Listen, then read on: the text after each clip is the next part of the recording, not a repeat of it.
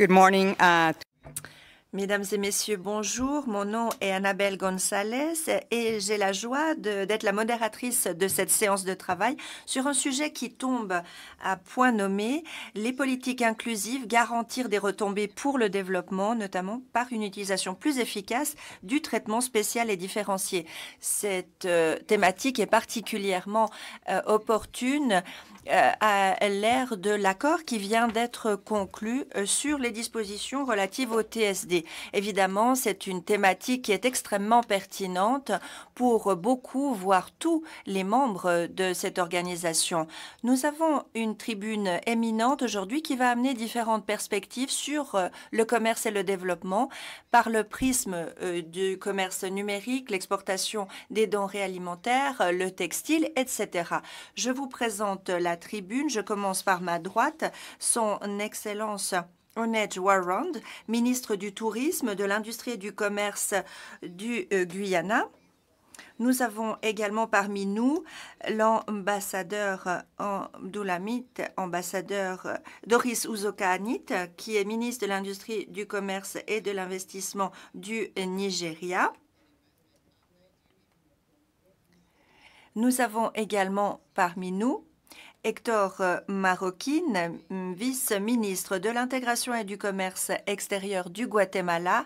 Et enfin, et surtout, Indermit Gill, économiste en chef du groupe de la Banque mondiale. Je vais poser un certain nombre de questions à nos intervenants, mais je vais également m'intéresser à l'auditoire et vous aurez la possibilité de poser des brèves questions, le cas échéant. Donc, les décideurs essaient d'avoir un grand nombre, voire tous les bénéfices du commerce. Il s'agit d'améliorer l'existence par différentes dimensions. Pour brosser un peu le décor, j'aimerais souligner un certain nombre d'éléments dans le rapport phare de l'OMC qui a été lancé il y a quelques jours. Au niveau des pays, les membres participent de plus en plus au commerce. Ils s'intègrent au marché en abaissant les obstacles. Au cours des dernières années, les pays à faible revenu et à revenu intermédiaire ont atteint 50%. Mais il y a une fragmentation de la production, ce qui permet aux PME de participer aux chaînes de valeur commerciale. Cette participation permet un accès à des prix concurrentiels, l'exportation, l'amélioration des piliers technologiques, entre autres. Nous relevons également que le commerce autonomise les femmes. Il permet en effet de participer davantage au marché du travail. Il permet d'avoir un grand pourcentage de femmes exportatrices et les femmes représentent 33% de la main-d'œuvre dans les entreprises exportatrices comparées aux entreprises non exportatrices, ce qui se reflète également dans les investissements étrangers. On a entre 11 et 12% de plus de femmes. Cela crée également des perspectives de travail plus intéressantes pour les hommes et pour les femmes. Par exemple, les femmes exportatrices peuvent exporter précisément des machines, et ce qui amène davantage d'emplois dans ce secteur, ce qui est au bénéfice de ce secteur industriel. Malgré ce potentiel, le commerce connaît des obstacles qui peuvent entraver son inclusivité. Et aborder la question des obstacles est particulièrement importante dans le monde actuel qui est frappé par différentes crises climatiques, économiques et autres. Dans ce contexte, l'OMC continue de jouer un rôle crucial pour simplifier, accélérer le commerce, l'investissement, pour favoriser davantage d'inclusivité. Et évidemment, il essaie d'en faire encore plus. J'ai hâte de discuter comment réviser plus avant et réformer le TSD, c'est-à-dire le traitement réservé aux pays en développement et aux PMA, en tirant parti des expériences de nos intervenants. Pour commencer, j'aimerais peut-être commencer par l'ambassadeur du Nigeria, lui poser la question suivante. Les exportations en Afrique s'accélèrent et ont augmenté de 8% en 2022, ce qui est considérable. C'est 2 fois le taux mondial à 23 millions de dollars. Ces services fondent sur les commerces, les biens et les services, les marchandises et les services. Au Nigeria, en 2015, on en était à 4% annuellement, c'est-à-dire plus que niveau mondial, grâce à l'externalisation et aux services informatiques notamment.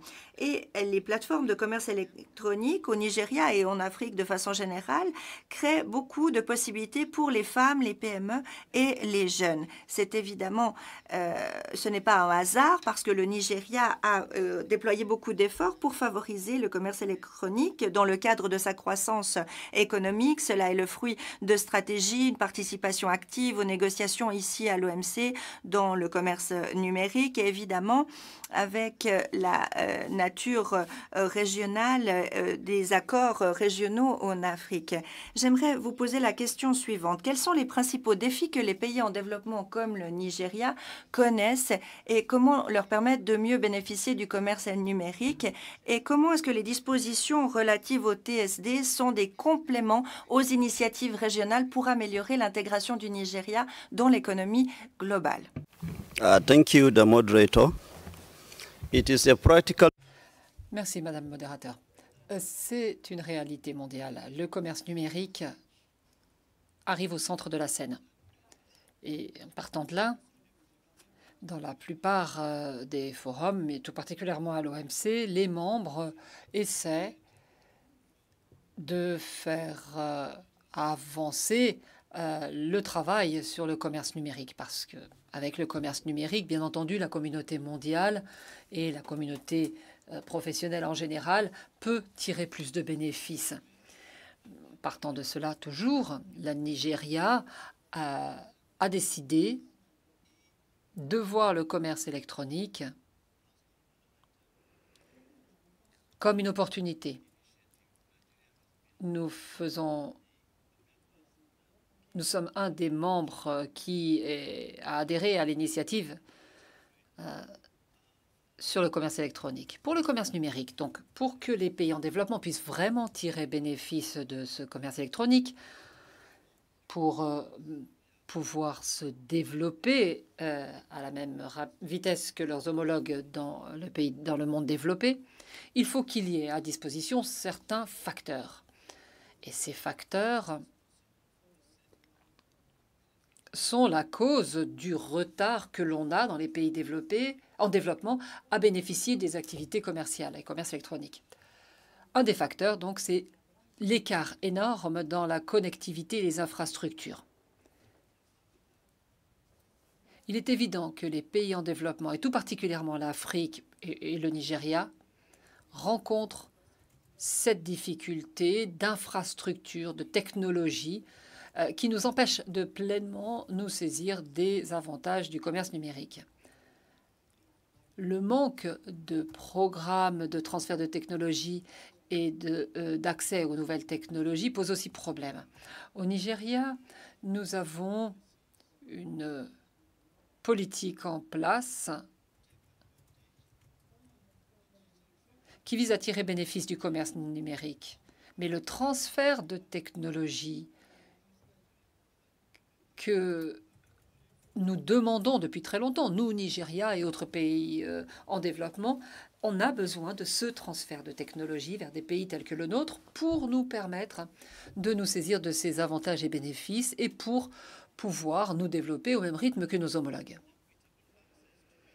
Pour ce qui en est de l'accès équitable à grandes plateformes numériques et pour ce qui en est de la moindre visibilité des pays en développement. Hier, j'ai participé à une réunion où on a parlé de l'intelligence artificielle.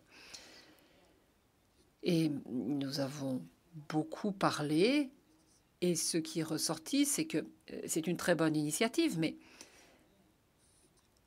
à cause de l'absence de ces technologies, de manque d'équipement, manque d'infrastructures, eh bien, cette intelligence artificielle ne nous permet pas de progresser pour être à égalité avec nos homologues. Alors, il faut que les pays en développement aient les capacités, les formations, les connaissances pour pouvoir se saisir des avantages que représente le commerce électronique et le TSD en la matière. Le traitement spécial et différencié est nécessaire puisqu'on a besoin d'assistance technique de renforcement des capacités dans nos pays. Il faut qu'il y ait du transfert de technologie. Il faut qu'il y ait toute autre forme de soutien qui pourra venir aider donc ces pays en développement et tout particulièrement l'Afrique et le Nigeria pour que l'on multiplie les capacités chez nous, ce qui nous permettra de nous saisir enfin des bénéfices potentiels de commerce électronique, comme nos homologues. Merci. Merci. Merci beaucoup, ambassadeur Abdulhamid. Vous avez parlé de certains éléments très importants. Les opportunités dans le monde numérique existent, mais les éléments de logiciels et de matériel sont importants pour pouvoir se saisir de ces opportunités. Donc, merci beaucoup. Donc, nous voyons qu'il y a un lien entre le commerce et le développement, c'est le commerce numérique. Autre composante importante de ce lien entre le commerce et le développement, c'est l'alimentation. L'alimentation mondiale et tout particulièrement le rôle de l'agriculture comme moteur de développement. Nous avons vu que le marché alimentaire mondial a été exposé à des chocs très lourds, des guerres, changements climatiques, problèmes logistiques, interruptions logistiques. Mais malgré ces difficultés, les efforts pour continuer à avoir des flux commerciaux ont souligné le rôle crucial du commerce pour améliorer la productivité et garantir la sécurité alimentaire. Ministre Netchwatrom, je voudrais vous donner la parole à vous maintenant, puisque votre approche au Guyana a été reconnue avec des efforts mis sur le fait d'améliorer la production, à investir dans des nouvelles technologies et encourager le développement du secteur agricole. On a vu par exemple le Fonds international du développement on a reconnu, qui reconnaissait le travail fait au Guyana. Quand on pense à ces efforts-là, comment est-ce que vous pourriez dire que le Guyana a abordé le sujet de la libéralisation du commerce et de l'accès au marché? Et comment est-ce que ceci a eu une retombée positive sur votre secteur agricole? Et du point de vue d'un petit pays, un petit territoire, une population de petite taille, comment est-ce que le Guyana voit l'approche de l'OMC sur les restrictions et les améliorations? Quelles sont les améliorations de TSD qui pourraient garantir un meilleur accès aux cultures de base pour les grands producteurs?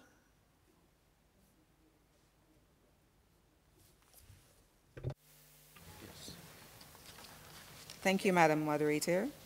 Let me recognize the Director. Merci, Madame la modératrice. Bonjour, Madame la directrice générale, ambassadeur, chers amis.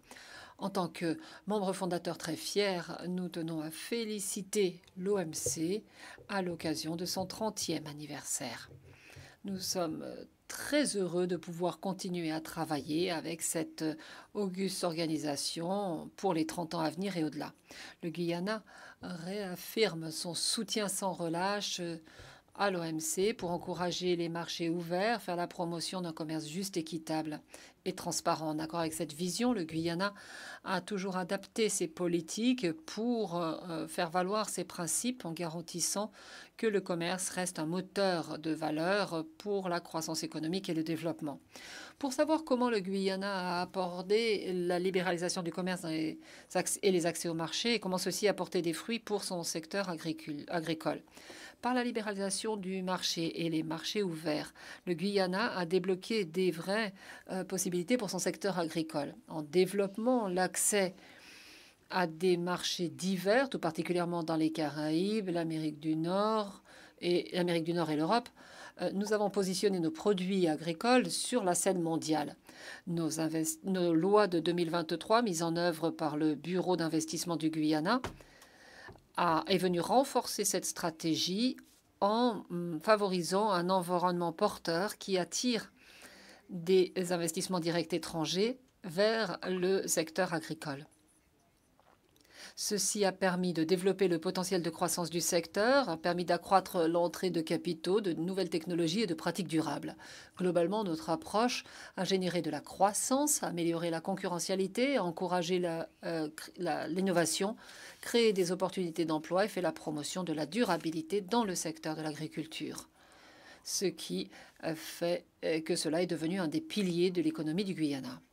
Pour ce qui est de la stratégie et des politiques qui ont été les plus efficaces pour le secteur agricole de notre pays, le secteur agricole du Guyana a bénéficié de tout un ensemble de politiques et stratégies. Une initiative clé a été l'initiative JAGU, qui a été introduite en 2022 par le président de l'époque. Cette stratégie visait à lever les obstacles qui freinaient le développement agricole dans la CARICOM, en se concentrant sur la production, les échanges, le commerce, le transport, la transformation et le financement. Cette initiative visait à remettre les politiques agricoles de la CARICOM et ses stratégies au centre de la scène en s'attaquant aux points d'achoppement et en travaillant sur et en encourageant les efforts du passé pour créer une politique commune en miroir de la politique commune adoptée par l'Europe il y a quelques décennies de cela. Nous avons reconnu que l'agriculture de notre région ne permettait pas la stabilité alimentaire et ne permettait pas non plus de répondre à la loi du CARICOM sur l'alimentation. Nous avons donc levé les obstacles, amélioré les politiques commerciales, amélioré le transport, la transformation et le financement pour garantir la sécurité alimentaire et nutritionnelle dans le pays au sein de la CARICOM. Bien entendu, nous avons rencontré des difficultés en tant que région pour mettre en œuvre cette initiative. Un des obstacles a été le manque de ressources financières. Le deuxième a été qu'il y avait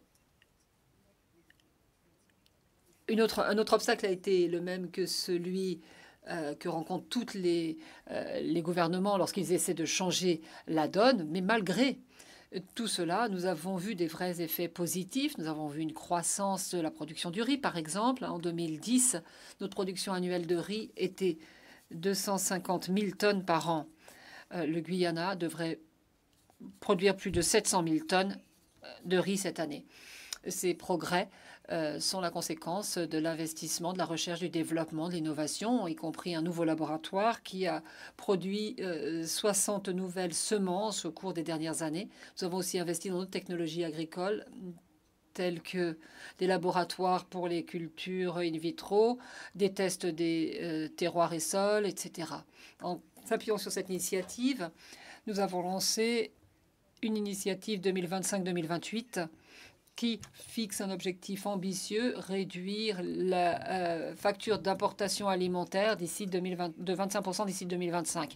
Ceci s'appuie sur le fait d'améliorer la production agricole en améliorant les efficacités, introduire des cultures résilientes, solides et résistantes au climat pour améliorer la production. On améliore les mécanismes de financement pour les agriculteurs, on soutient l'innovation et l'adoption de moyens technologiques et améliorer l'accès au marché. On reconnaît la nécessité de développer les transports aériens et maritimes avec le reste du CARICOM. Nous avons déjà fait de vrais progrès vers cet objectif en étant chef de file pour la sécurité alimentaire et nutritionnelle dans toute la région par le biais d'investissements nationaux importants dans l'agriculture. Entre 2021 et 2024, le Guyana a multiplié par 3 son attribution budgétaire pour la restructuration agricole avec des stations de pompage et nouveaux systèmes d'irrigation. Et nous avons déjà vu une réduction de 15% des importations intra-régionales en conséquence de cet effort et d'autres.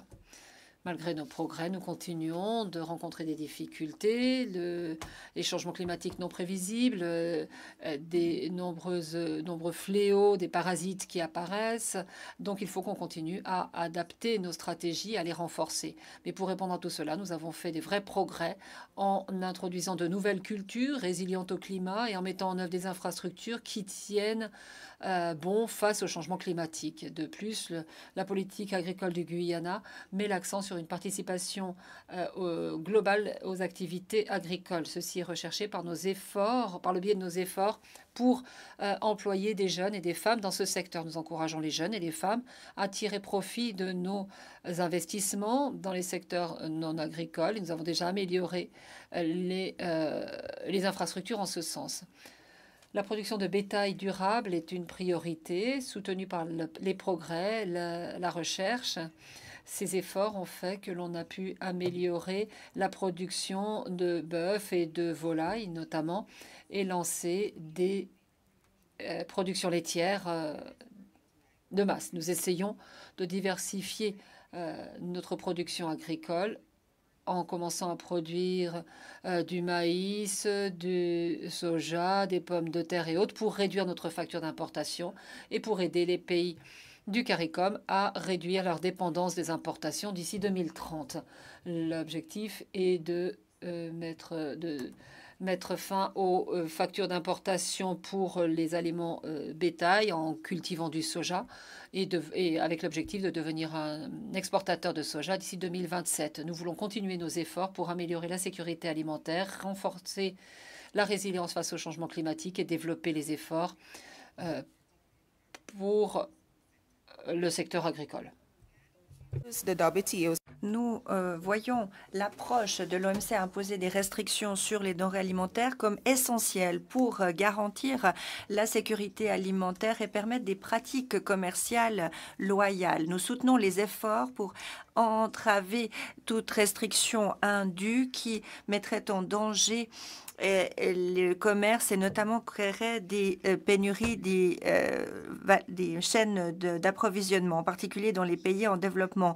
Nous voulons garantir la stabilité par des chaînes d'approvisionnement et un accès équitable au marché. Des bénéfices à long terme sont en effet cruciaux et le TSD de l'OMC y participe. Il y a quelques mois, notre ministre du Commerce a organisé une réunion au Guyana et a souligné la nécessité des membres de l'OMC de soutenir les pays en développement. 2 décennies plus tard, cette question reste cruciale, en particulier liée à toutes ces difficultés. Nous soulignons la nécessité d'un régime TSD qui soit équitable, qui s'accompagne également de la suppression des obstacles au commerce. Et Guyana, comme d'autres nations, sont vulnérables au changement climatique et ont besoin d'un soutien plus fort pour reprendre après de telles catastrophes comme le dernier ouragan et pour soutenir la sécurité alimentaire et une alimentation saine et sûre pour toute la population. Le TSD doit permettre des exceptions pour les PME, doit permettre d'avoir un accès aux produits de base. Renforcer les dispositions relatives au TSD vont également améliorer les capacités agricoles dans les pays en développement en promouvant l'autosuffisance, en réduisant la dépendance aux importations. De plus, améliorer les mesures TSD permettrait d'abaisser les obstacles au commerce, ce qui rendrait plus facile pour ces pays l'accès à l'approvisionnement essentiel en denrées alimentaires et un accès global au marché. Madame la modératrice, alors que nous célébrons le 30e anniversaire de l'organisation, j'ai hâte d'assister aux 3 prochaines décennies lorsque l'OMC en fera encore mieux pour arriver à cette fin. Nous soulignons le soutien que nous apportons au TSD et aux ZDD, sauvegarder la sécurité alimentaire. Nous restons extrêmement engagés pour le développement grâce à la libéralisation du commerce, à l'édification d'une meilleure résilience et travaillons aux côtés de l'OMC et autres partenaires internationaux pour favoriser la croissance, réduire les inégalités et promouvoir un système alimentaire mondial qui soit équitable. Merci beaucoup, Onage Ralrond, de ces propos. Je voulais mentionner que plus tôt cette année, j'étais à Georgetown, en Guyana, et j'ai été très impressionnée de voir ce qui se passait sur le terrain dans votre pays. Je comprends l'importance que revêt le fait d'avoir des marchés ouverts au niveau régional et mondial et d'avoir en complément des politiques locales pour investir dans la production, le commerce, le transport, le secteur manufacturier, etc. Cela ne fait aucun doute et ce n'est pas un hasard si le Guyana s'en sort si bien en matière d'exportation de denrées agricoles. Merci beaucoup de ces propos. Passons maintenant à une autre dimension qui est extrêmement importante également dans ce lien entre le commerce et le développement, c'est l'industrie textile. Et pour parler de cette question, je cède la parole à Héctor Marroquín, vice-ministre du Guatemala. Le rapport souligne que le commerce a un impact positif sur les femmes en créant des emplois. Le pays est un des plus grands exportateurs dans l'industrie textile. Représente 14%, 9% du PIB et emploie 200 000 personnes dans le pays. Enfin, ces statistiques sont peut-être à réviser, mais au Guatemala, vous avez comme levier un accès au grand marché que représentent les États-Unis et vous discutez également de nouveaux investissements au Guatemala dans ce secteur. Nous savons que la participation de haut niveau des femmes est non seulement importante dans la perspective de l'emploi, mais également affecte d'autres domaines, notamment dans la vie du foyer et l'éducation. Comment est-ce que les dispositions relatives au TSD s'intègrent dans la stratégie du Guatemala et quels domaines peuvent être améliorés, en particulier en ce qui concerne les normes de production mondiale et la sécurité du lieu de travail? Merci, Madame la modératrice. Je m'associe au Guyana et à la célébration des 30 ans de l'OMC. La République du Guatemala est ravie de participer à ce forum public et c'est de sa responsabilité que d'être sur une tribune et de montrer et d'expliquer l'expérience que nous avons. Je vais le faire en espagnol si vous me le permettez pour répondre à votre question. C'est vrai, pour la République du Guatemala, les exportations et le secteur de la confection, du textile, des vêtements est un secteur extrêmement important pour le pays. Au cours des dernières années, au cours des 5 dernières années, les exportations du secteur textile ont été les exportatrices principales, ce qui nous sépare du modèle d'exportation habituel au niveau agricole qui était enregistré ou qui a été historiquement le nôtre. Comme vous l'avez dit, Madame la modératrice, il est vrai que l'implication des femmes a été extrêmement importante. Et cela revêt une composante non seulement économique, mais sociale également, puisque les femmes de mon pays, dues à un certain nombre de facteurs, notamment la migration, sont devenues chefs de famille et ont dû chercher des alternatives d'emploi. Le secteur textile a été un des secteurs dans lequel il y a eu des possibilités d'emploi dignes. Et pour partager avec vous quelques chiffres, 46% de la force laborale, la force d'emploi sont des femmes. Et on parle de femmes jeunes, de femmes de moins de 30 ans et dans certains cas de moins de 25 ans. Le Guatemala produit un grand assortiment de produits textiles de grande qualité pour différents créneaux, différentes niches, des vêtements de sport, des uniformes, des vêtements pour enfants, etc. En tant que pays, nous participons à diverses étapes de la chaîne de valeur comme matières premières, le cuir, la confection, les services annexes comme laboratoire textile, etc. Nous participons à différents types d'activités dans le cadre de la chaîne de valeur Et c'est une opportunité considérable pour participer à la production du Guatemala. Ces produits qui ont une grande valeur ajoutée, comme par exemple les produits synthétiques, qui impliquent des technologies, peuvent permettre de diversifier la production dans des domaines tels que les accessoires, par exemple.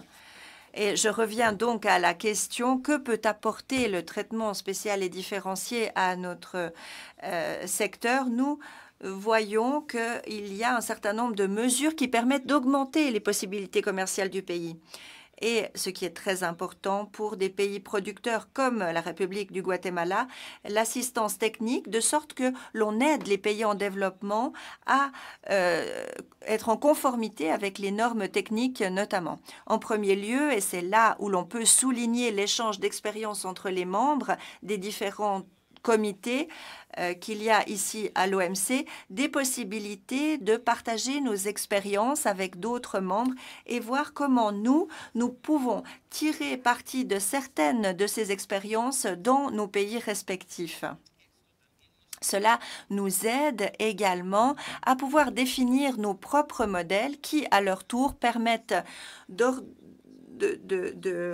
structurer notre propre système. Et en particulier, nous voyons un besoin ici à recourir au TSD, non pas pour avoir des exceptions ou chercher des exclusions à nos engagements envers nos partenaires commerciaux, non, mais pour avoir le temps suffisant pour permettre de mettre notre règlement à jour pour qu'il soit en conformité avec les normes lorsqu'il y a des produits qui sont sujets à ces règlements convenus au niveau multilatéral. Et puis, il y a aussi la deuxième partie de votre question, à savoir comment maintenir les normes commerciales, les normes environnementales en matière de production.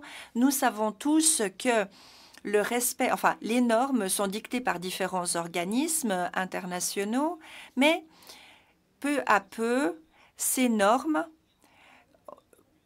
se conforment également à des exigences du marché auxquelles doivent se conformer les entreprises exportatrices. Évidemment, nous devons, nous aussi, respecter ces nouvelles exigences, ces nouveaux règlements. Et le TSD, encore une fois, sous la forme d'assistance technique, peut recevoir...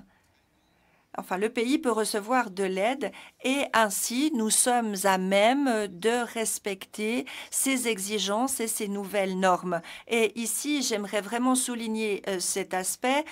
Nous, la République du Guatemala, par le biais de ce mécanisme, le TSD, nous ne cherchons pas l'exclusion. Non, nous cherchons à recevoir une assistance technique, de la coopération, mais aussi, et c'est encore plus important, avoir suffisamment de temps et pour faire en sorte que notre système se restructure pour être dans le respect de ces nouvelles exigences internationales. Un ejemplo que vemos que ha surgido de... D'autre part, à l'OMC, nous avons déjà une vision qui, de notre point de vue, est plus moderne et plus actualisé, plus dans le vent, c'est l'accord sur la libéralisation des échanges. On y souligne le TSD et on essaie d'intégrer le cadre général et de l'adapter à la réalité de chaque pays.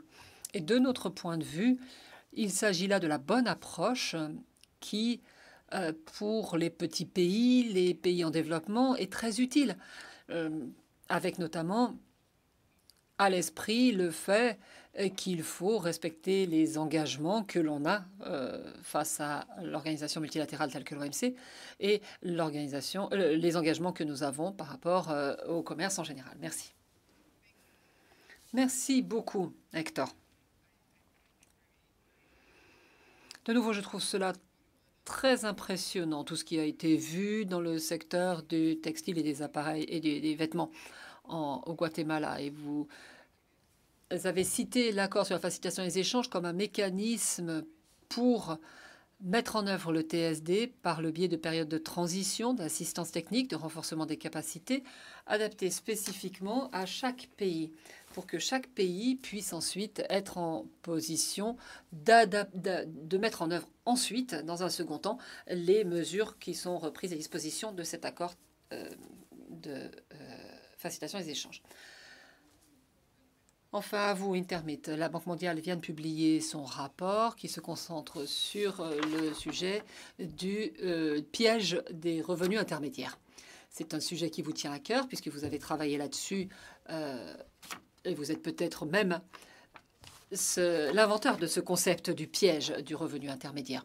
C'est important. Et dans ce rapport, il y a une centaine de pays qui rencontrent un grand nombre de difficultés à se sortir de ce piège des revenus intermédiaires. Et ce ne sont pas des petits pays, c'est 6 milliards de personnes dans le monde. Donc, essayer de comprendre comment on peut se sortir de ce piège des revenus intermédiaires est quelque chose de vraiment important pour le monde dans son ensemble. Le rapport rentre dans les détails, mène une analyse fouillée en formulant des recommandations, parle de l'innovation, de la recherche, etc., selon le développement des pays. Mais j'aimerais vous demander aujourd'hui quelles sont vos conclusions sur le rôle que le commerce et l'investissement peuvent jouer pour aider les pays à se sortir de ce piège des revenus intermédiaires. Et comment est-ce que vous percevez le rôle du traitement spécial et différencié comme mécanisme pour aider les pays en développement à faire la promotion de politiques stables pour se sortir de ce piège? Merci beaucoup. Il s'agit là de deux questions très difficiles. Oui, mais vous êtes largement armés pour y répondre. Alors, lorsqu'on a décidé de travailler sur ce rapport mondial, nous avons commencé avec une vision très optimiste de comment les choses évoluaient, tout particulièrement entre les années 90 et 2015. Parce que ce sont les années dorées du développement économique, donc on s'est dit, regardons ce qui s'est passé. Et on a vu beaucoup de progrès, beaucoup d'évolutions. De nombreux pays à revenus faibles sont devenus des pays à revenus intermédiaires, etc. Et si je devais citer les 3 ingrédients qui ont favorisé cela, le premier serait la macro-stabilité. La baisse, une inflation basse est mieux qu'une inflation haute. Un équilibre des budgets est meilleur que des déficits. Et un bas niveau de dette est meilleur qu'un haut niveau de dette. Jusque-là, tout va bien. C'était le consensus de départ entre la fin des années 80, début des années 90, jusqu'à la moitié des années 2010-2015. Deuxième pilier, donc le premier pilier, c'était la macro-stabilité. Deuxièmement, climat d'investissement, tout particulièrement pour les entreprises privées. Cela voulait dire réglementation, des réglementations équilibrées, des régimes positifs et porteurs pour que les entreprises privées puissent investir sur pied d'égalité avec les grands groupes, etc. Ceci était porteur. Ces 2 éléments, macro-stabilité et climat d'investissement, ont amené une grande réponse de l'approvisionnement. Mais ce qu'il fallait pour que cela dure, c'était un commerce international dans les marchandises, les services et par le biais des IED, investissements directs étrangers. Il s'agit là, à mon avis, des 3 piliers des progrès observés dans le monde entre les années 90 et 2015. Et je pense que ceci a amené une grande baisse de la pauvreté. Des pays à faible revenu sont devenus des pays à revenus intermédiaires. Ça a été la conséquence. Et je pense que ces 3 éléments sont nécessaires pour se sortir du piège du revenu intermédiaire. Mais ce n'est pas suffisant parce que si on regarde ces mêmes années, entre les années 90 et jusqu'à maintenant, 44 pays à revenus faibles sont devenus à revenus élevés. C'est important, c'est pas mal. 44 pays en 44 ans, c'est pas mal. Mais lorsqu'on ajoute la population de ces 44 pays, c'est 250 millions. Donc si vous rajoutez tout ceci, c'est finalement dire que le Pakistan, que le total des résultats du monde c'est comme si uniquement le Pakistan était sorti de la situation. 250 millions. Tout le monde serait heureux, les Indiens peut-être pas, mais ça rendrait beaucoup de gens heureux. Mais ça ne peut pas être satisfaisant pour nous, parce que ce n'est pas un grand succès. Ensuite, ça c'est ma première observation. Deuxième observation, si on regarde le revenu par individu dans les pays à revenu intermédiaire, c'est 10 à 15%, selon comment on le mesure. Mais si vous mesurez les choses, c'était les mêmes chiffres en 1990, 10 à 15% des revenus des États-Unis. Donc les pays à revenus faibles et intermédiaires n'ont pas rattrapé leur retard depuis les années 90. Quand on a commencé à regarder les choses ainsi, on s'est dit que finalement la situation des pays à revenus intermédiaires n'était finalement pas très bonne. Ensuite, si on accélère de 1990 pour venir maintenant, on se rend compte que les choses se sont aggravées, où les perspectives pour ces pays se sont réduites. Leur espace, leur marge de manœuvre se réduit comme peau de chagrin en interne, à l'international, à cause de toutes les tensions commerciales, la fragmentation, etc. Et leur marge de manœuvre se réduit dans la transition énergétique, puisqu'on génère un coût très très lourd pour la planète à cause de la vieille stratégie, celle qui a permis aux pays développés de se développer à l'époque. Donc voilà ce que le rapport sur le développement mondial essaie de regarder. On essaie de regarder les entreprises, on regarde les aspects nationaux de la mobilité socio-économique et la troisième partie, la transition énergétique. Et si vous regardez sur le site internet, vous verrez que les choses se passent très différemment de ce que l'on pourrait passer. Et tout cela principalement parce que le problème principal pour les pays à revenus intermédiaires, c'est qu'ils ont peu de ressources. Ça, c'est un problème. Mais le plus gros problème, c'est que les faibles ressources qu'ils ont, ils les utilisent encore moins efficacement que les pays à revenus élevés. Donc tout le rapport parle de comment être plus efficace. Est-ce que vous voulez que je parle aussi du traitement spécial et différencié? Je ne suis pas sûre que vous allez aimer ma réponse. Hein. Voyons voir, dit la modératrice. Alors, j'ai regardé ceci et on a vu que 2 tiers des membres de l'OMC se considèrent comme en développement. Je vais vous donner quelques statistiques maintenant. Si on regarde les 4 plus grandes banques du monde, elles sont chinoises. Il faut ajouter les 10 plus grandes banques des États-Unis pour arriver au même niveau d'actifs que ces 4 banques chinoises. 10 banques américaines pour 4 banques chinoises. Ça, c'est mon premier ratio. Ensuite, à peu près la moitié de la fabrication du monde se fait en Chine. Troisièmement, parce que la Chine est les plus gros exportateurs de marchandises, et ça va devenir un grand exportateur de services aussi. 12 des plus grandes entreprises du monde sont chinoises. Ce qui veut dire que la Chine est bien différente des économies en développement habituelles ou standards. Et à vrai dire, dans quelques années, la Chine sera classée comme pays à revenus élevés par la Banque mondiale. Ce qui veut dire qu'ils auront augmenté d'environ 15 000 $ par personne. La Corée du Sud est aussi un pays en développement. Je crois qu'il se qualifie toujours comme pays en développement. C'est un peu le syndrome de Peter Pan, finalement. Ces pays ne veulent pas grandir. Et je pense que ce syndrome de Peter Pan affaiblit l'OMC, n'aide pas la Chine, n'aide pas l'Union européenne et n'aide pas les États-Unis. Ce n'est pas positif, ce n'est pas porteur. Ce qui est négatif, c'est que ça... c'est au détriment de pays tels que l'Afrique du Sud, le Nigeria, l'Indonésie ou autres. Et ça, c'est négatif. Et ce qui est encore pire, c'est que c'est vraiment au détriment des petites économies en développement telles que le Guatemala, telles que le Guyana, etc., etc. Donc je pense vraiment que l'OMC doit modifier le TSD. Je sais que l'OMC ne peut pas le faire tout seul, c'est le monde qui doit le faire.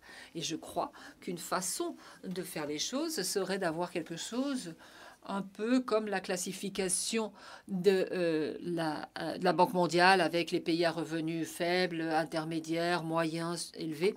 Je pense même qu'il faudra avoir des différences encore plus fragmentées, notamment sur les pays développés. Il faudrait au moins les fragmenter en 2 catégories pour que la Chine et le Chili soient classifiés différemment du Canada et de l'Allemagne, par exemple. Ceci serait un bon point de départ. Et ce ne serait pas suffisant. Je vais vous expliquer pourquoi ce n'est pas suffisant, puis je me tairai.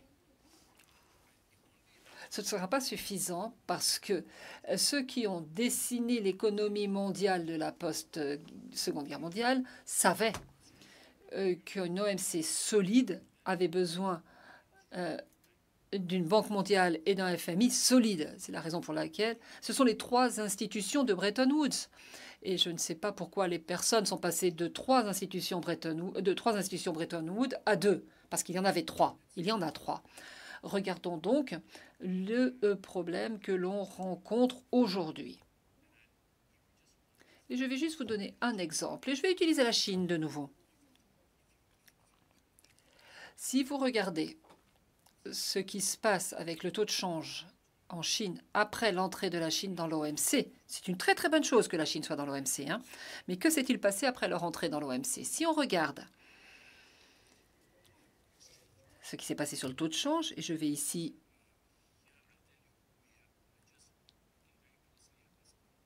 on est en train d'étudier ceci de très près. Michael Moussa, qui était au FMI avant, a dit que la Chine a une intervention très très importante qui est passée à plus de 3 milliards en 2007. Ils ont empêché la vraie appréciation de leur monnaie, ce qui a généré des surplus qui génèrent une violation des obligations de la Chine au titre de certains articles du FMI. Et le FMI n'a pas fait son boulot. Le FMI n'était pas la seule institution à blâmer d'ailleurs. En même temps, l'utilisation, le recours à des subventions, on le sait, génère des pratiques non concurrentielles. Mais la Banque mondiale aurait dû se pencher là-dessus beaucoup plus sérieusement, plutôt que de regarder ceci avec attention et de faire du conseil à la Chine. On faisait un peu les cheerleaders, on les encourageait, mais on les félicitait, mais on n'a pas fait notre boulot. On n'a pas dit qu'il était dangereux de façonner les ressources publiques et privées. Et désolé si je me répète, mais le FMI et la Banque mondiale n'ont pas fait leur boulot, en conséquence de quoi des pays tels que les États-Unis, sur une période très courte, pendant la période de sous-évaluation de la monnaie, de la devise chinoise, ont perdu 2,5 millions d'emplois. Les États-Unis, c'est un grand pays, 2,5 millions d'emplois, ce n'est pas un gros problème, mais 2,5 millions d'emplois sur une période très courte, c'est dur à assumer pour toute économie. Et à vrai dire, ces pertes d'emplois étaient très concentrées. Regardez la une des journaux. Quels sont les... On entend parler toujours des mêmes États, le Michigan, la Pennsylvanie, le Wisconsin, l'Illinois. Ces emplois perdus se concentraient dans ces États. Ce sont des répercussions mondiales de cette décision chinoise. Je pense donc qu'on prend l'OMC comme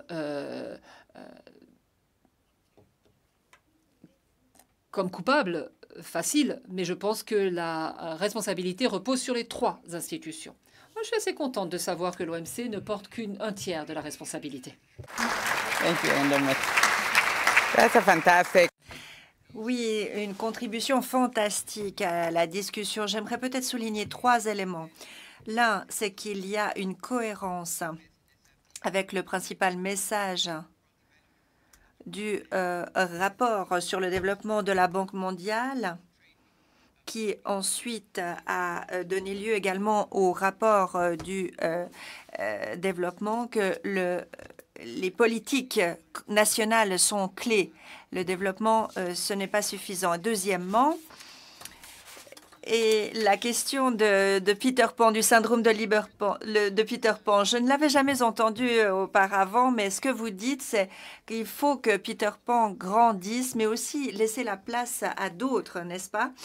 Et puis, troisième élément que je trouve très intéressant dans vos propos, votre appel à réformer les institutions du système de Bretton Woods et pour qu'elles soient plus à même de répondre aux particularités de notre temps. Et cela revient à ce que vous avez dit précédemment. Vous avez souligné ce point et c'est particulièrement important pour l'OMC. Mais Indermit l'a présenté d'une façon très intéressante parce qu'il a parlé de la cohérence entre les trois institutions du système et comment est-ce que les choses ne fonctionnent pas très bien, ce qui a des retombées sur d'autres éléments. Est-ce que vous voulez nous rejoindre? Oui, c'était tout à fait brillant cette intervention. Mais Annabelle, vous avez très bien résumé ces propos. Ce que j'aimerais dire, c'est que oui, un tiers, merci. On est d'accord avec cela. Mais très souvent, les politiques macroéconomiques amènent à certaines conditions qui ensuite qu'on met ensuite sur le dos du commerce. Mais je ne crois pas que aussi bien les ministres des Finances que des économistes accordent une attention suffisante à cette question. Et c'est ce que Indermit voulait dire. Il faut comprendre quelles sont les raisons profondes qui amènent au déficit actuel. Souvent, on blâme les mêmes. Souvent, on blâme le commerce pour tout cela, mais ce n'est pas de notre seul ressort. Donc, il est important de le souligner. Oui, nous avons une part de responsabilité, mais pas toute. Et je crois qu'il faut travailler ensemble. C'est la raison pour laquelle le mandat de cohérence des trois institutions de Bretton Woods est extrêmement importante. Et les trois organisations ont été créées ensemble pour une raison bien précise.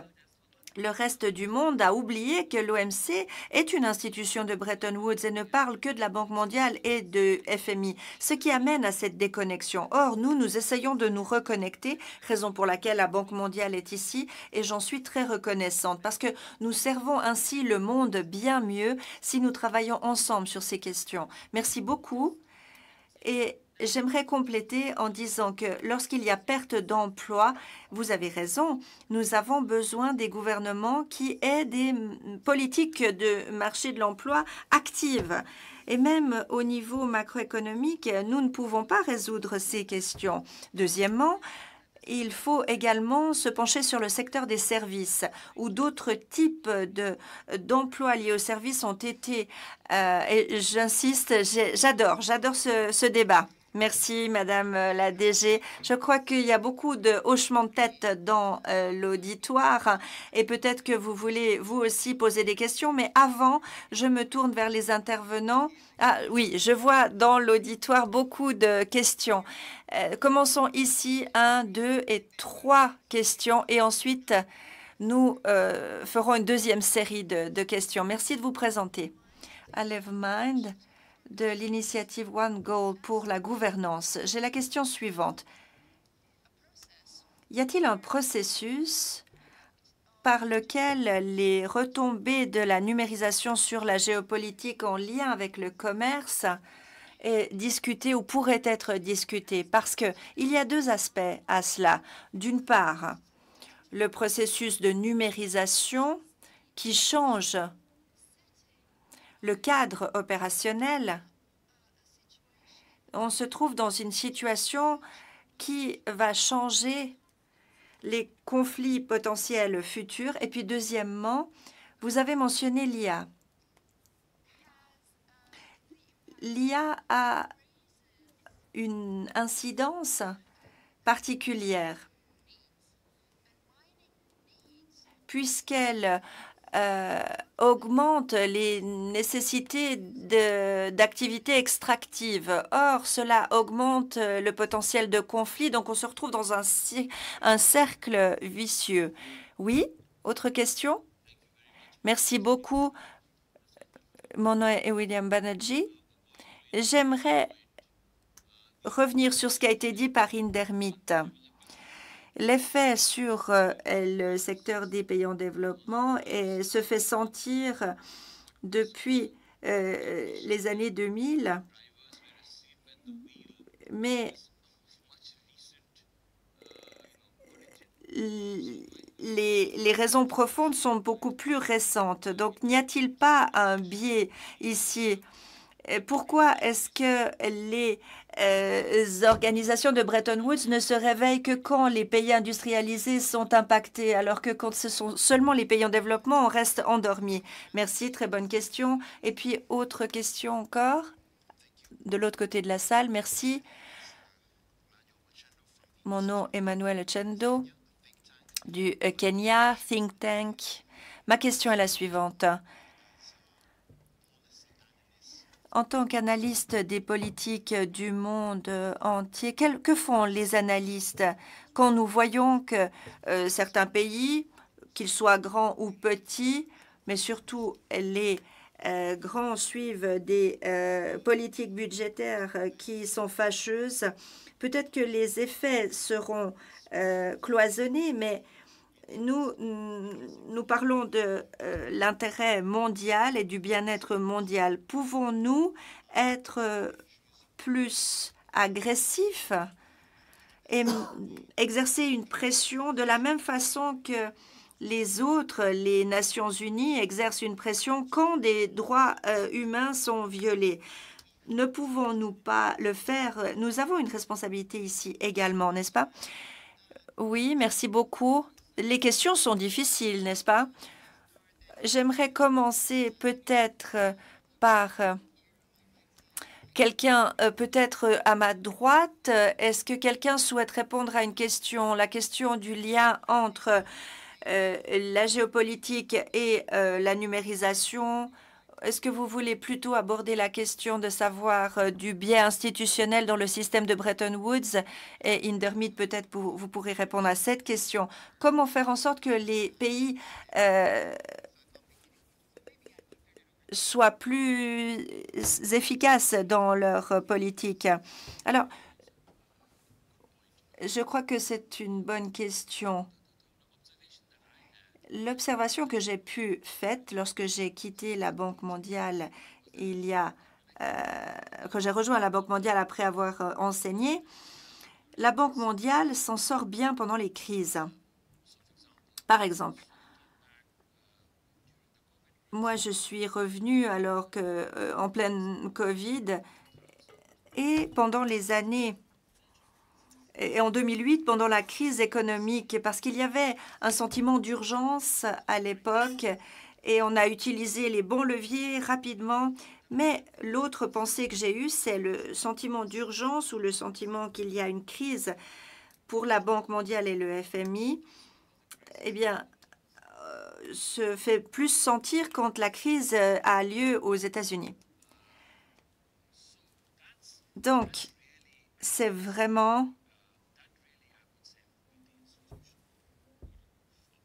la défaillance, si je puis dire, à laquelle on peut assister ici, au niveau institutionnel.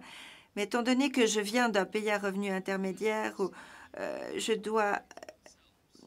quand on est soi-même d'un pays à revenu intermédiaire ou d'un pays à faible revenu, on doit soi-même se poser la question si on n'est pas biaisé dans sa position. Jusqu'à il y a peu, les pays à revenu intermédiaire étaient très passifs.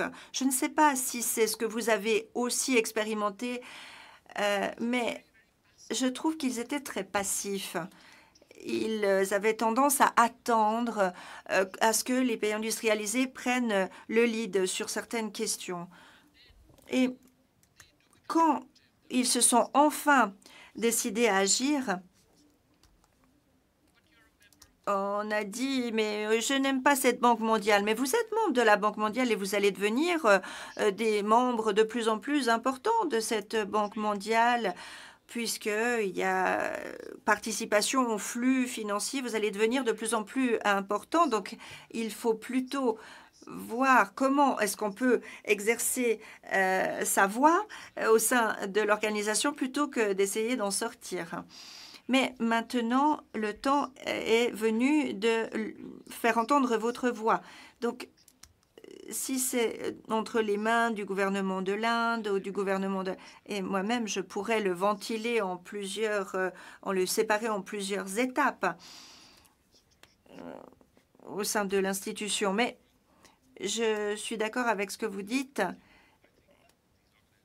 Ces organisations étaient endormies au moment de la transition. Et puis, il y a un élément qui a été souligné lors d'une autre séance de travail, c'est le droit des nations tierces, des pays tiers, pour qu'il y ait davantage d'une attitude proactive des pays en développement pour que les besoins soient véritablement abordés. Je vérifie auprès de mes intervenants. Hector, puis Monsieur l'ambassadeur et Madame la ministre, je me tournerai vers vous également. Hector, merci Annabelle. Alors peut-être parler de notre expérience en la matière. Comment est-ce que l'on peut se montrer agressif, si je puis dire, quand on veut faire en sorte que les gouvernements se comportent mieux. Et pour cela, j'aimerais peut-être partager l'expérience du Guatemala. Nous avons un conseil de surveillance, un conseil officiel au gouvernement du Guatemala, et nous y avons 6 représentants du secteur privé. Il est courant que nous y invitions également des personnes de la société civile, des groupes de réflexion pour partager des études, des rapports, des idées sur la façon dont le pays devrait envisager les choses, voir ce que font les autres pays du monde en matière de politique publique. Et pour moi, je pense que c'est un très bon exemple de comment articuler, structurer les différentes parties de la société pour ensuite façonner une politique publique et donner un espace aux acteurs clés de votre travail de développement de politique, inviter d'autres à partager leurs expériences, leurs opinions. Pour nous, ça a fonctionné et c'est la raison pour laquelle le Guatemala peut se targuer d'avoir un bon comportement macroéconomique dans l'histoire. Merci. Oui, c'est vrai, le Guatemala a effectivement un environnement macroéconomique très bon au fil des ans. Autre élément tout à fait pertinent, notamment dans le contexte de l'OMC, c'est le rôle des règles pour ancrer les réformes dans les pays. Nous savons tous qu'un certain nombre de règles commerciales qui sont dans les accords de l'OMC peuvent aider les pays à, d'une part, générer des réformes dans leur économie et, d'autre part, s'assurer que ces réformes tiennent le temps, passent l'exercice du temps. Le rapport d'Intermit montre bien qu'une bonne politique qui tient dans le temps est plus stable, permet de la stabilité et porteuse. Monsieur l'ambassadeur, vous voulez intervenir? Oui. Alors, sur cette analyse politique, notamment sur les politiques monétaires et budgétaires, c'est bien entendu la pratique habituelle dans la plupart des pays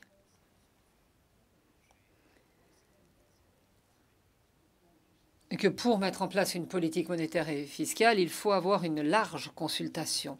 Les politiques publiques, donc, doivent aller main dans la main avec la réalité du terrain. Donc, lorsque la politique budgétaire et monétaire est en place, il faut qu'elle soit stable et durable pour que le commerce puisse se développer. Tout pays doit regarder sa politique monétaire et sa politique fiscale pour s'assurer qu'elles sont stables, qu'il n'y ait pas d'interruption, d'incohérence pour permettre au commerce de se développer. Donc il faut que tous les pays, tous les gouvernements doivent tenir ces consultations-là pour s'assurer que s'il y a des difficultés, les choses vont et qu'on voit que le commerce est affecté, et il faut vérifier ces deux éléments-là avant tout. Ensuite, pour ce qui en est des tensions géopolitiques, j'ai participé à certaines conférences dans ce forum public où on a abordé ces sujets-là. Et les effets de ce qui se passe en conséquence de ces tensions géopolitiques sur le commerce ont été abordées et discutées dans leur ensemble. Et c'est là que l'importance du commerce électronique se voit le plus. Lorsqu'il y a des tensions, on ne peut pas avoir de présence physique. Avec le commerce numérique, maintenant, eh bien, les conséquences négatives de ces tensions géopolitiques sont réduites grâce au commerce numérique. C'est assez encourageant, je tiens à le dire. Ce commerce numérique devrait vraiment être intensifié pour que, tension ou pas de tension, le commerce électronique puisse être réalisé. Merci. Merci beaucoup. Pour finir cette table ronde, je vais poser une question finale à tous nos intervenants. Qu'est-ce que vous mettrez en priorité dans le cadre en évolution de l'OMC pour mieux créer ce lien entre le commerce et le développement? Des règles pour le commerce numérique telles qu'on l'a entendu? Est-ce que ce serait plus de facilitation pour l'investissement? Est-ce que ce serait de meilleures règles pour l'agriculture? Quels sont les secteurs qui, à votre avis, sont prioritaires pour renforcer ce lien entre le commerce et le développement du point de vue des pays en développement? Et je commencerai peut-être par vous, Onej. Est-ce que vous pourriez faire un commentaire rapide? Et puis, je donnerai la parole à tous les autres membres de cette table ronde. Merci beaucoup de cette question très intéressante. Vu de ma responsabilité pour les MPME, je pense qu'il est crucial d'autonomiser, de doter les MPME des outils nécessaires pour leur permettre de s'assurer que leurs produits arrivent sur les marchés internationaux de façon durable. L'accès à leur financement, la formation, des outils, tout ceci est nécessaire pour doter les MPME de ce qu'il faut pour être en concurrence efficace sur les marchés internationaux. Cette approche a déjà été soulignée et on voit que ça permet vraiment que les bénéfices du commerce ruissellent sur toute la population. D'autre part, les jeunes et les populations autochtones doivent être inclus dans le programme de développement des pays. Ces groupes sont trop souvent oubliés. Cependant, ces groupes sociaux apportent des connaissances et des capacités qui peuvent permettre d'être source de croissance. Il faut donc s'assurer qu'ils aient une participation active au commerce pour s'assurer aussi que les outils à venir, les générations à venir aient les outils pour prospérer. D'autre part, je recommande de mettre en œuvre les accords principaux et accélérer les négociations pour arriver à des résultats tels que ceux que l'on attendait à la 13e ministérielle de l'OMC. Il faut vraiment s'assurer que l'on passe des engagements à l'action. Globalement, fournir du renforcement des capacités ciblées, améliorer l'inclusivité dans la prise de décision et autonomiser les groupes marginalisés sont des éléments vitaux pour garantir la prospérité pour tous en s'assurant que personne ne soit laissé de côté. Merci. Merci beaucoup, Madame la Ministre. Cela me semble être le programme de remondialisation dont on discute, en effet. Monsieur l'ambassadeur, c'est à vous. Merci beaucoup. Je pense qu'une des grandes priorités en tant que pays en développement, et tout particulièrement pays en développement en Afrique et le Nigeria, c'est tout d'abord de favoriser le transfert de technologies et l'accès aux nouvelles technologies. Parce que, tel qu'on l'a déjà dit sur le commerce numérique ne peut pas être efficace s'il n'y a pas de connectivité, s'il n'y a pas d'électricité et quelques autres éléments qui sont absolument nécessaires. Il est donc prioritaire pour nous, monde en développement, en Afrique, le Nigeria, il faut qu'on s'assure que cet élément de transfert de technologie soit assuré. Il faut que ceux qui sont déjà très en avant sur la technologie fassent un transfert de technologie vers le monde en développement pour qu'ils aient les mêmes actifs, les mêmes capacités pour se développer, améliorer leur commerce. Ensuite, laisser une marge de manœuvre politique et apporter du soutien à l'industrialisation numérique La plupart des participants s'en souviendront sans doute. Le groupe africain à l'OMC a fait une proposition en disant qu'il était grand temps que l'on discute enfin des politiques d'industrialisation. Parce qu'il y a un vrai gouffre entre ces politiques industrielles. Les pays développés voient ceci comme un sujet clé qui est à l'origine du sous-développement. Donc il faut voir les choses dans leur ensemble pour que le monde en développement ait la possibilité et la marge de manœuvre pour utiliser ou pour mettre en place des politiques qui ouvriront la voie vers leur développement. Ensuite, il faut des flexibilités dans les règles pour les pays en développement. Alors, on parle d'initiatives conjointes ici.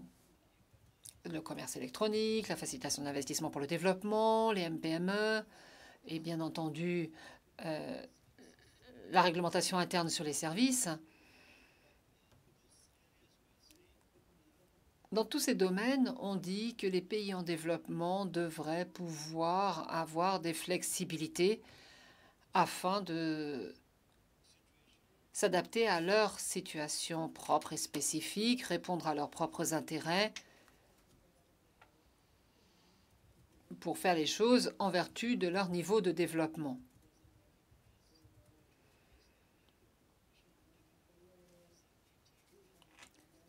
Avant, on avait du TSD, mais les choses restaient peu applicables. Donc maintenant, il y a vraiment une marge de manœuvre pour que l'on puisse discuter de comment intégrer ces politiques. Et cette marge de manœuvre politique doit être vraiment une priorité pour les pays en développement, pour que leurs spécificités en matière commerciale, en matière de développement et d'autres éléments soient pris en compte. Ensuite, des dispositions précises et exactes sur l'assistance technique et le renforcement des capacités sont nécessaires. Les règles sont négociées par le GATT et elles sont ensuite devenues l'OMC, organisation dans laquelle on se trouve aujourd'hui. Ces règles reconnaissaient que le monde et que les membres de cette organisation n'étaient pas sur pied d'égalité en termes de développement. Donc, il y a des dispositions prévues de traitement spécial et différencié. Et on avait dit à l'époque qu'il fallait que cela fasse partie intégrante de tous les aspects de la vie de l'OMC. C'était très clair au départ, ça reste clair aujourd'hui, même s'il y a parfois des ambiguïtés, telles que celles citées par le ministre quand il a parlé de la différenciation, etc. C'est un sujet de discussion qui pourrait nous occuper sur toute une conférence d'ailleurs, puisque on en... Mais l'OMC, depuis le début, dit que le traitement spécial et différencié est un droit des pays en développement. Et il faut maintenant prendre en compte la différenciation des pays. Et pour cela, il faut peut-être lancer des négociations pour faire avancer les choses. En plus, il faut prendre des mesures pour améliorer les opportunités commerciales pour les pays en développement. Ceci est nécessaire. Voilà ces éléments qui sont pour nous prioritaires pour donner un avantage pour les pays en développement, pour l'Afrique, pour le Nigeria, qui nous permettrait de nous saisir des bénéfices du commerce numérique et pouvoir ensuite entrer dans le commerce mondial qui est un moteur de croissance. Il faut donc qu'on puisse se saisir de ceci en prenant en compte nos priorités. Merci. Merci beaucoup, Monsieur l'ambassadeur.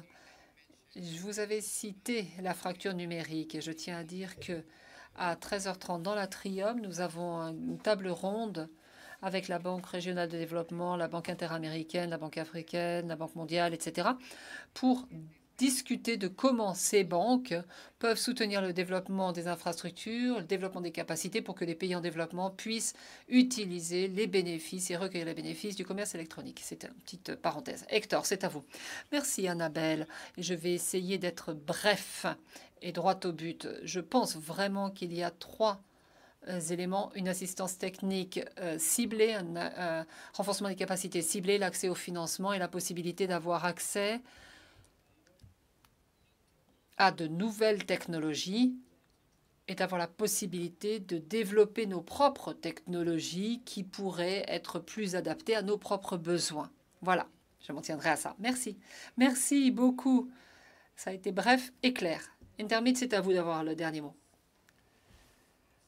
Alors, vous nous avez demandé ce que devait garder l'OMC à l'esprit. Eh bien, je dirais 3 éléments qui sont, à mon avis, d'importance égale. Tout d'abord, comment les pays se définissent. Il ne faudrait pas que ce soit unilatéral, il faudrait que ce soit multilatéral. Ça ne devrait pas être une décision unilatérale. Premier élément. Deuxième élément, ce qu'il faut rechercher si on veut vraiment défendre l'intérêt des 3/4 de la population mondiale, je dirais qu'il faut être très prudent avec le protectionnisme, notamment lorsqu'il est déguisé en mesures environnementales. C'est très difficile à repérer d'un pays à l'autre. Il faudrait vraiment que l'OMC se penche vraiment sur ce sujet et ne pas simplement embarquer sur le train du changement climatique, mais regarder avec attention si ces mesures, soi-disant environnementales, ne sont pas utilisées pour déguiser quelque chose d'autre. Et dernier élément sur lequel vous devriez vous concentrer à l'OMC, ou ce sur quoi devrait se concentrer l'OMC, je dirais les services. Le commerce des services. C'est le prochain gros élément. À vrai dire, c'est déjà très important. Donc, je dirais qu'il faut s'assurer que l'on ait tout ceci fait comme il faut pour ne pas répéter les erreurs du passé. Merci beaucoup, Intermit.